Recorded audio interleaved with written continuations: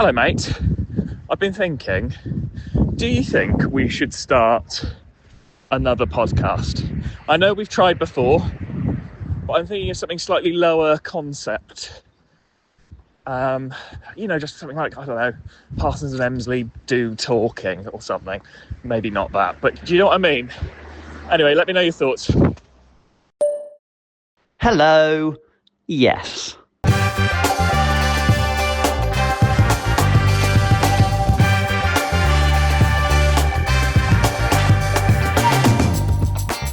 Hello and welcome to the very first episode of the Parsons and Emslie Do Talking podcast. I am Joseph Parsons, a man who is gay and continuously claims to not bang on about it, whilst continuously banging on about it.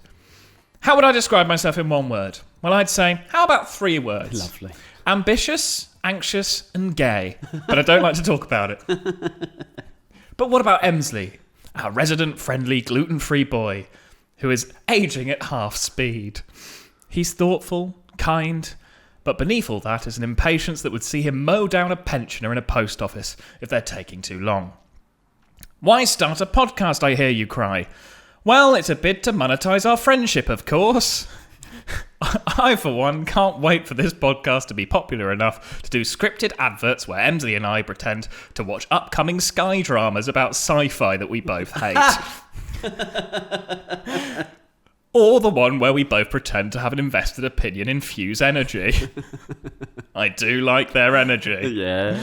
One thing I do know is that this podcast will be a noble companion on your commute and long drives. So, welcome to the show, listeners. Welcome to the show. Welcome. We should probably just chat, briefly cover off what this is going to be. Yeah, I think that was beautifully after that well-read scripted intro. We went into the riff section, really half-cut. No, I think we should probably explain. This is a podcast that we're recording in my lounge in Crystal Palace. We've decided that we felt like we wanted give that to away. Give away the... Yeah, I'm happy to give away my address. Happy. He wants friends. Does not bother me in the slightest. Crystal Palace is a big place. You're going to have to check out every house. Yeah. Or you could watch the video on YouTube and work out yourselves. It's not hard. It's not He's hard. got a big window that looks in. It's not hard. Yes, we thought, why not just do a podcast where we have a lovely little chinwag? I think part of the reason behind that is because the podcasts we enjoy are people chatting, friendships, just nice. We're best friends. We've known each other for, coming up to 9 years now. We've started, yeah. Yeah. Really? Yeah, it's mad. Fuck. So we literally know how each other think so much that we thought it'd be funny. Do you remember how we met? Because I do. I can actually... So I have very loose memory of this. I remember us being a very bad gig. Yeah, it wasn't great. I can reveal names and stuff in a bit. Oh, great! I can find out the exact date because I'll have it in my phone. Yeah, but you love the exact dates of stuff. Yeah, I do. I don't map anything. No, I just know that I started roughly in February. What's your journey? What's all right? X Factor. I was going to say, Jesus Christ! Fucking Stephen Bartlett. Off we go. And how sad are you? Yeah, I'm really sad, but I'm very, very, very eager to be a big business person. I love that me and you both were like business. Business is sort of bad. I've never listened to the fucking thing. No, it doesn't interest me. Not for me. But he is a punchline in my show. So, what's your memory of our first meet? So my memory is that I wandered in. It was when you're new at comedy, you sort of, for the listeners, when you're new at comedy, you meet a lot of new people, and you're constantly chatting to random people that you may think are on the gig. I remember walking and going, they look like they might be about to attempt comedy, like I'm about to attempt comedy. And you were talking to another comedian. And I thought, well, he looks friendly and young. I'm going to talk to him. And then that's all I really remember. Yeah, it was at a place called The Green in Shepherd's Bush. Good knowledge. On the corner. Was it in Shepherd's Bush? I went that far west. Yeah, I know. Wow. Imagine if you hadn't though. Imagine that. Oh, I keep knocking this. We would have met at another gig.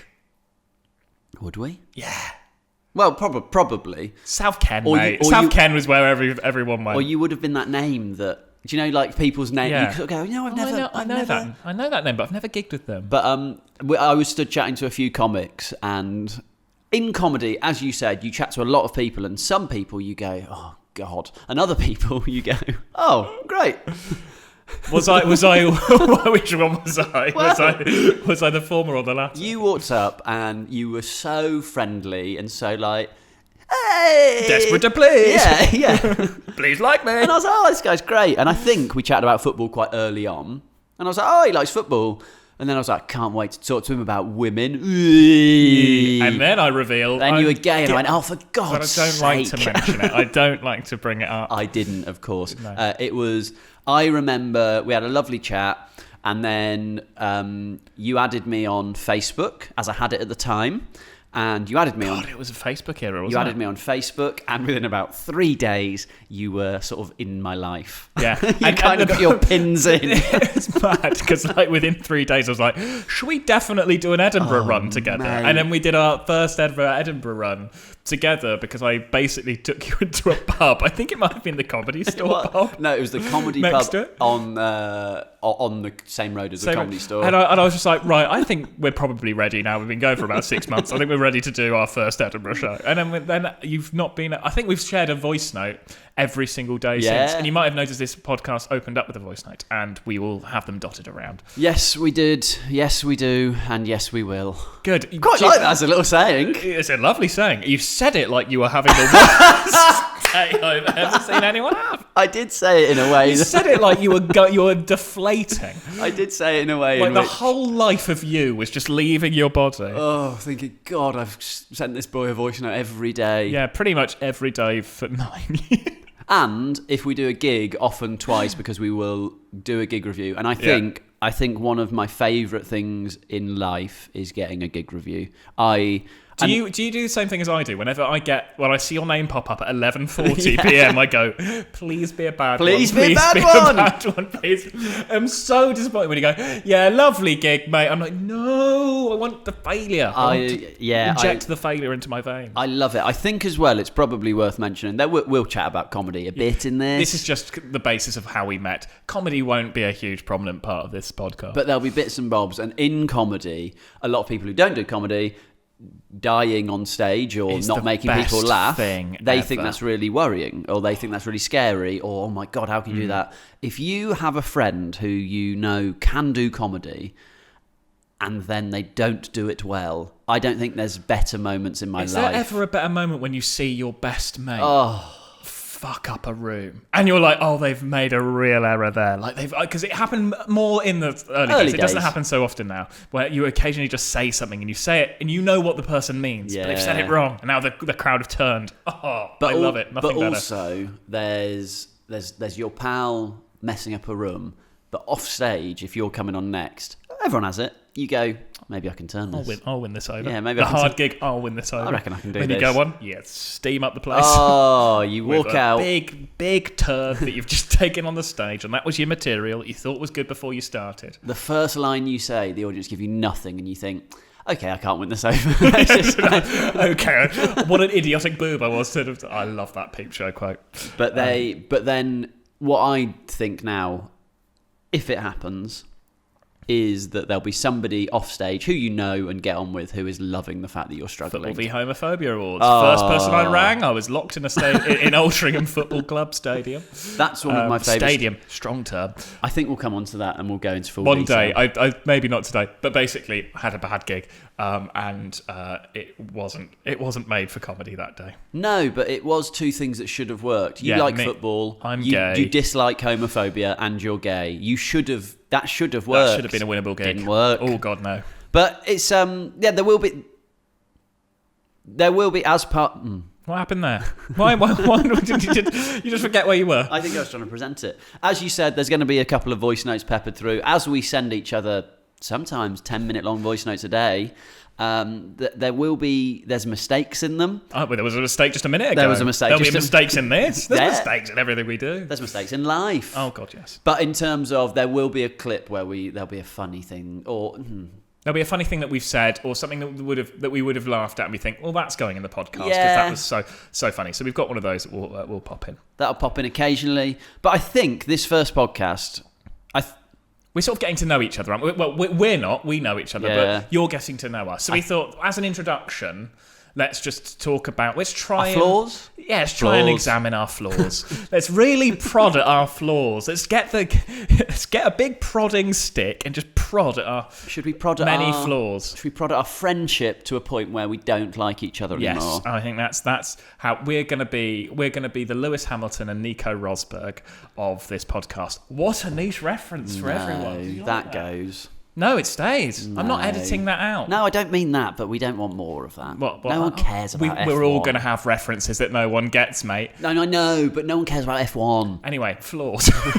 My flaws is that I sometimes do a sporting reference that people don't get. Flaws. I would say I know one of my flaws is that I'm impatient. Yeah, just a bit. I am. Honestly, I mentioned it slightly in the intro. You are the least patient man I've ever met who gives the idea that you're quite patient. Because you're very friendly. When you meet you, everyone's like, oh, what a lovely boy. He's so nice. And I know you. And I know if something takes even slightly too long. I know that when we sit down for a meal... I don't want to talk to you. You won't talk to anyone. You would have already looked at the menu. You know what you're going to have. You close the menu. We've not even sat down yet. And you're like, right, what are you having? I don't know. I haven't looked at the fucking words yet. If we're going to a restaurant, right? If we're going to Dishoom... Why aren't you doing the pre-reading? No, why aren't you going? Because I live life. I sometimes live life to the full, Emslie. But why aren't you looking at the menu beforehand? But I would say, I caveat that actually. I'm going to push back slightly. I often look at a menu of a place because of being gluten-free. I have to, right? There's often I need to check whether there are things that I can eat. So often, because of that, I've seen what I like and I know what I like. And so when I sit down in a restaurant with you, I don't want small talk.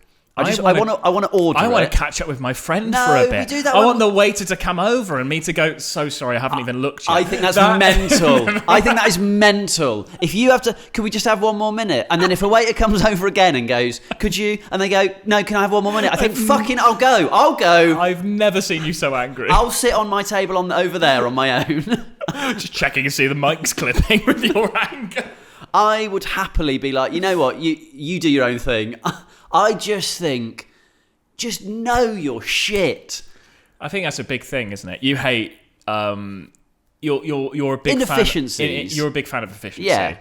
And you're an efficiency, you seek it, you like cheating the system, you like gaming the system. If you can find a way of not doing anything but still get it done, you will find that way. Because you're sneaky, and people think, oh, lovely Ems. No, you're a sneaky little boy. I don't think I'm sneaky. One of my examples... Oh, you are sneaky. I think one of my examples at the moment is... we all know that supermarkets are currently offering big old discounts to people who own club cards or Nectar cards or things like that. Now, I don't want either of those. I don't want them harvesting my data. Which is so stupid and thick. Why? No, it's your data. No one cares about your data. Oh, this guy's going to buy a gluten-free roll. No one cares. But I just don't want them to... I don't need to give... China can have all of my data. Yes, and they've got it. I would give it to them and just go, do you know what? I don't even need money for that. I just have it. I don't care. I'm not interesting enough. I don't think I'm interesting enough. I just think I don't want to give away... that's... Yeah. Where's your argument going here then, mate? Well... Checkmate. Well, it's clearly that valuable to them, right? Your data is clearly that valuable to Sainsbury's that they can offer you... A bottle of champagne is 13 quid, or with a Nectar card, it's 6 quid. It's clearly that valuable that they are saying, we're going to make people sign up to get a Nectar card. So what's your way around it?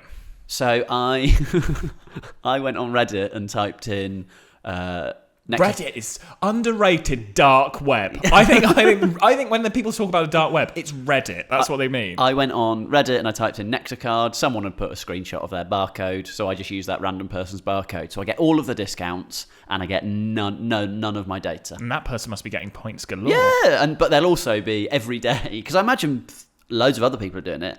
They'll be like, this person's the quickest. They're buying it in London, in Manchester, in Edinburgh. In Glasgow. They're just fucking pinging around. But I am... That's my little... my gentle cheat at the moment. So I've got a fake club card and I've got a fake Nectar card. But they're somebody's... Is your name even Joseph Emslie? Yeah. Although he did a little sip for the listeners who aren't watching this on YouTube. He did a little sneaky sip there. It suggests is that he might not be. No, it is. But I just think I don't need to give my data away. I've actually got into, and this is dull as. But I've got into... No, bring it onto the podcast. Why not? I've got into not only unsubscribing from emails, but also requesting via ChatGPT that they delete all my data as well. Wow. I've just got a little prompt on ChatGPT. Can you tell... What if ChatGPT has your data? Well, I've used a... I've used a temporary email address for ChatGPT. Of course you have. Have you? I've only got a temporary email address for porn. X. Yeah, I knew it would. For X? Yeah, X is like your... Twitter? That's like your ground zero for pornography nowadays. What, Twitter? Yeah. Is it? Of course it is. Musk's in charge now. The rules are out. The rules are out. It's just fucking sex bots. I don't spend much of my time on there. So. Yeah, no, nor do I. You've got a temporary email for that? Yeah. Have you? I don't want people knowing my pornographic history. Fair enough. That's my only moment. I find it insane. Just on that, and this isn't going to be... I find it mad when occasionally you go onto a porn website and it says, do you want to log in with your Google account? No, never. I want to log in with my burner account, which of course is the MSN account. No one has an MSN. My burner account isn't an MSN account, by the way. And you think, what the hell's gone on there? Yeah. Who's thought that is a good... Do you remember this is back It's basically going, do you want me to also email to all your friends your favourites list? Do you remember...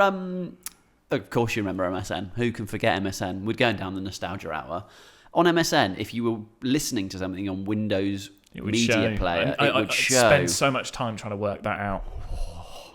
That was a risk. Because LimeWire was big in those days. Oh, LimeWire. I mean... Oh, what? As in, like, downloading? Stuff that was being downloaded and watched on Windows Movie Maker. You see, I had, with a shared family laptop, I wasn't going that risky. You were on a shared family laptop? Well, family computer for a bit, yeah, until... Same. Desktop. Wild. Desktop, you had to sort of really charge up the internet. Take a run up for that wank.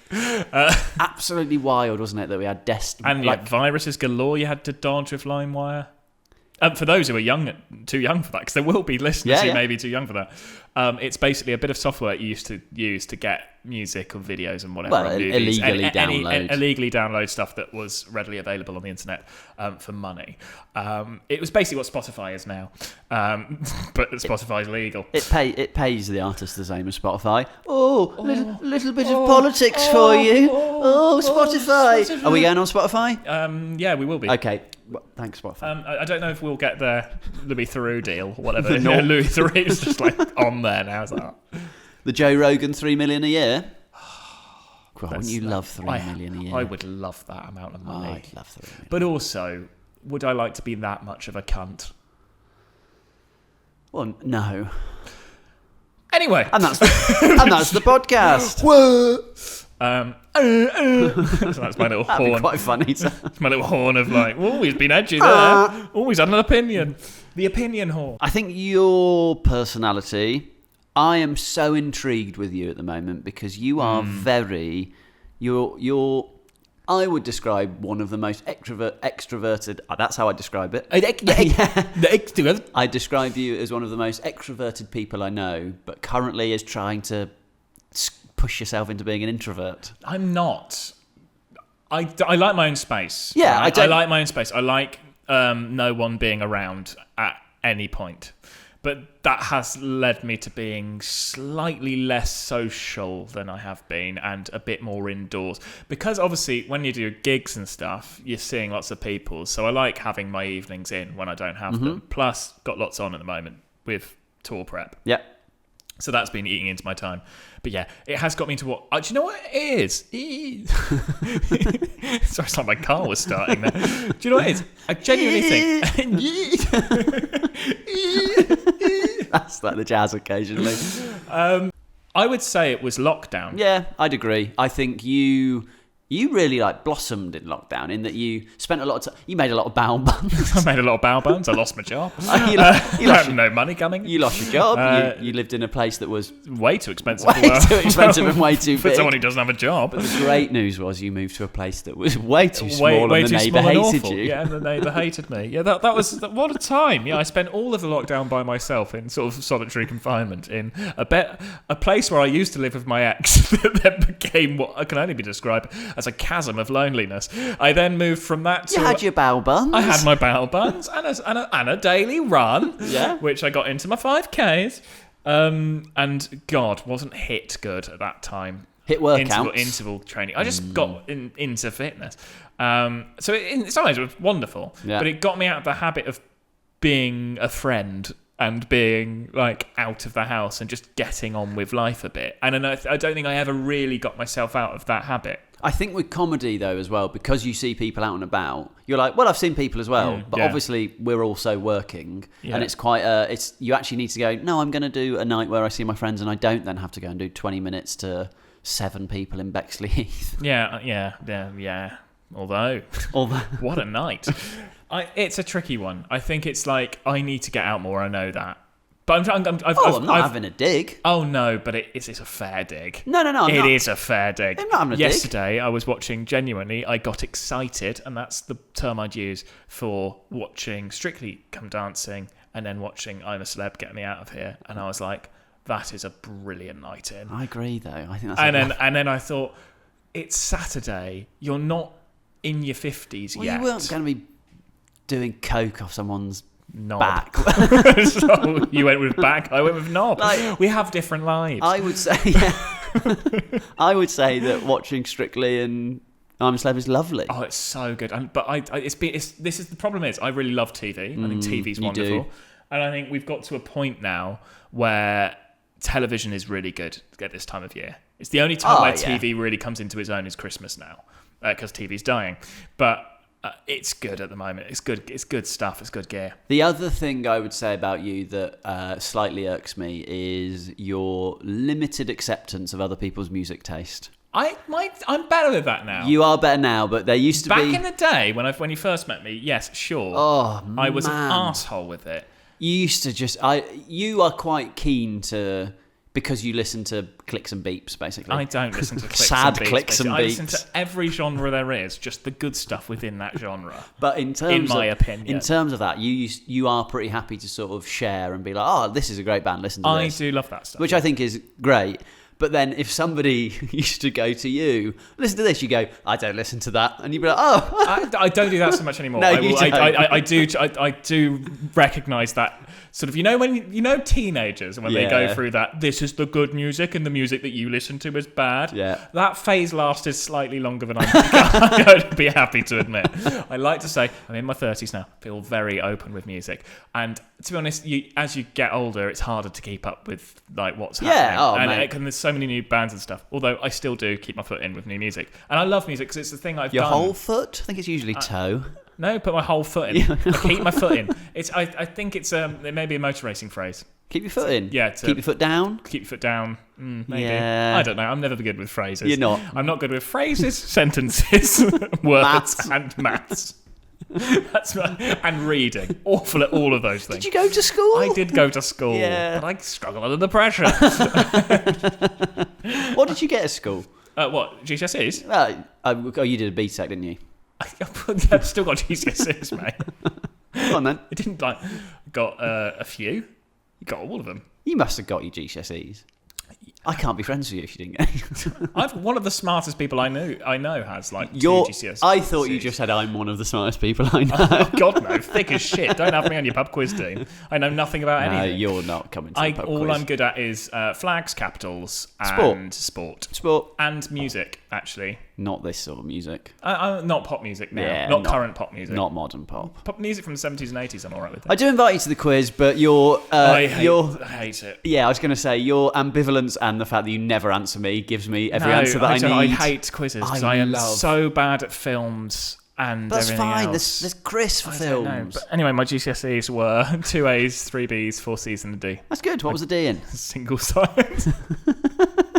The way the options worked out was that I couldn't do art, music and science, double science. So sure, okay. I had to then, because I wanted to do art and music. Music was my big thing. Art I loved. Hated science. I was never good at it, so I went single science and was in, I can only be described as a class full of arseholes for 2 years of what I'm going to call varying degrees of intellect. Yeah. And that is a nice way of saying they're the kind of guys that were sort of enjoying the idea of setting the classroom alight. They liked the Bunsen burner sessions for the wrong reasons. Yeah, absolutely. They were like, "Oh, let's put my crack pipe on." sorry. Lovely place, Western Superman. So I was in the crack pipe sessions, and then because I really wanted to do French, I was in a mixed class of people who didn't really want to do French and didn't really know what they wanted to do. Just know what you want to do at a young age. Oh, this is starting to sound like me in a restaurant. I know. Turns out we're not that different. No, we're not. And that's probably the basis of our friendship. Anyway, smiled to camera there. So yes, I did all right with the GCSEs. I really hated exams, so I avoided them after that. Yeah, I agree. I did all right. Well, you fucking did here's you analysing my education. You went and did a fucking... You did a university degree in transport. Yeah, and I still... And did you ever care about transport? No, I went similar to what you've said about the fact that I try and grift the system. I was told you can get into university and then you can change to a proper course. So I applied for a course. I got accepted. I went to the office and I said, I don't want to do transport and business management. I'd like to do economics, please. And they said, you can't do that. And I went, oh. And then I did 3 years. Do 3 years of transport and business management. Was it good? No. Do you know what you're like? You're like the person in the car that thinks that they're smarter than Google Maps. Thing is, do you know what I mean? But though? I would say that's not a bad analogy, but I am anti people who are like that in the car. I always would be like, well, the sat nav clearly knows better, but I know what you're saying. Yeah. It's a good analogy. But I was told it by somebody. I took it at face value. I went to university for 3 years. Well, who was this person that told you? Oh, God? No. Were you religious at the time? Someone at school. I followed the path. Someone at school. They just like, yeah, no, it's easy. Oh, that's someone at school. Just listen. If that's someone at school told you to jump off a cliff, would you? That was the big saying. That was, wasn't it? What a sentence. That was a big saying. And that was today's big saying of the week.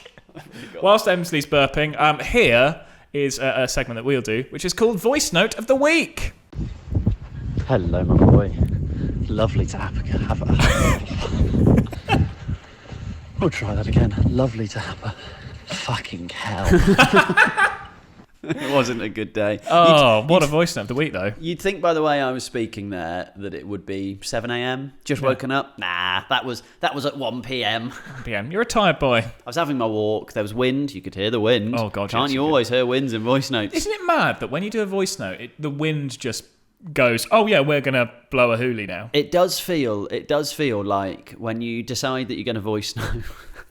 Sirens decide. I reckon now's the time. Yeah, now's the big time. For some reason, a man has a pneumatic drill. Yeah, pneumatic drill man, always there. And you're like, where's the full cast? Where's this When happen? you can get pneumatic drill man, wind, rain for a bit, siren, and loud child screaming, dog barking at you. If you can get any of those, you've got the whole cast. You've got the urban. Oh, there's something about a safari, isn't there? Oh, come on, no. I believe in you. What's the safari? The Big Six. The Big Six. The Safari Big Six. Is that a thing? Yeah, it's like the Big Six animals in a safari. And I was trying to liken it to a voice note of getting all of those things, and it hasn't really worked. And this is a great example of what comedy is like in its early phase of writing. Yeah. Something about a six, something about a safari. And then you basically think about it, say it on stage, it gets the same reaction, and then you never say it again. That's kind of the... Oh, aren't we good? Aren't we good? Ems, can I talk about MasterChef Professionals? Yeah. I think it's the funniest show inadvertently on television. I haven't had many touch points. I know that John Turturro's not on it. I know it's Monica Galetti. Monica Galetti knows her stuff. Yeah. Marcus Waring knows his stuff. Looks like he might be an arsehole. We'll get to that. Greg Wallace, definitely an arsehole. Definitely doesn't know what he's on about. Yeah. He's just like, I'm just happy to be here. And you're like, I don't quite understand Greg. I don't understand Greg Wallace. What is the meaning of Greg? I don't understand Greg Wallace because he's not a chef, is he? Well, he's a greengrocer turned. He's not even a critic. Like I would much rather Jay Rayner be the second bit because although in part he's a Marmite character, at least he does food critiquing for a living. At least there's someone. So intrigued by Greg Wallace. I find him pointless. He is. I think he is just the energy, right? But anyway, MasterChef. I've not had much touch points with the professionals. My assumption is they are professional chefs. What are they prove it? Who are they trying to prove? So they're all professional chefs. I think it does help their career. Okay. But the great thing about professional chefs is they're so hard to cast because they have to be really good at being a chef, but they also, you sort of want character on these shows. Have to not be broken like all chefs are. Which means what you get as the cast of MasterChef The Professionals are broken, tired, weird people who are all just sort of like there are some real proper oddballs, like your sort of town centre oddballs that they've just sort of thrown on. Amazing. We used to have a guy who used to carry a crow round in our town centre. A crow? A crow. Crows are very good mimics. Yeah, I don't think they were mimicking being like... I think I would want to know the mimicry he's doing. Police sirens. What word did you just say? I was trying to say mimicry. It didn't come out. I think he had it on like a shoelace. It was actually not great. But no. Well, thanks for bringing it up. Well, you mentioned town characters. Yeah, then you brought up a fucking man with a crow who had a crow attached to a shoelace. At one point, he had a rabbit in a hat. What was he, a fucking magician? But a magician gone wrong. It lives there now. It lives in my hat, and I've got a crow as well. Got a crow. Is this your card? No. Right, but I loved Buns and Bunnies as a kid, and I really got into the crack pipe. Anyway, going from a man with a crow to MasterChef The Professionals, the chefs on it. It's not as big a leap as you think. Where they often cook game and birds. I think it's so funny because, like, the thing I love about them is that they're all so tired because their jobs are so tiring. But that is the one. I really enjoy my cooking. I love it. The one thing that everyone seems to know about chefs is they're exhausted. I'm trying to basically say I'm not a fucking professional chef. So, I mean, it's such a hard life. It's a hard life. And often it's people who have, like, genuinely, it's either go to prison or become a chef because they've had a very tricky upbringing in parts. I'm not casting any sort of lightheartedness on that. It is hard. However, it just means that the people who would never have known what foie gras is making foie gras for a living. And it is really, it's a microcosm of what a human. It's such a broad spectrum of human in that show because you've got from the very posh people critiquing your food to the people who've come from such working class backgrounds to be the best chef they possibly can be, and then you've got some weird people with weird voices. And to be the best chef, because I've not seen the show, is it that to be the best chef you have to do fucking fennel up? It's exactly the same as that MasterChef The Amateurs. But in terms of, as you said, some of these people will be from a different background, but now they're having to figure out what pull bibber is. And like, well, they already know that. They've done all the hard yards.